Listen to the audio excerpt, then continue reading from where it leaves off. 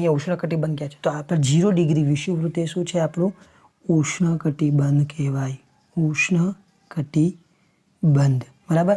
હવે આટલાથી સમજમાં આવી ગયું કે ઉત્તર ધ્રુવ અને તમે ઉત્તર ધ્રુવ, દક્ષિણ ધ્રુવ, એને ઉત્તર અક્ષાંશ કહો છો તમે, અને નીચે છે દક્ષિણ વૃત્ત, એને કે દક્ષિણ અક્ષાંશ વૃત્તો પણ કહો છો. બે એક જ નામ છે. બરાબર. શીત કટિબંધનું છે. હવે કહેશો કે અહીંયા પણ શીત કટિબંધ, અહીંયા પણ શીત કટિબંધ, આપણે કહેશું. હવે આપણે ત્યાં વૃત્તો સમજવા પડે કે વિષુવવૃત્ત ને કર્કવૃત્ત. બરાબર.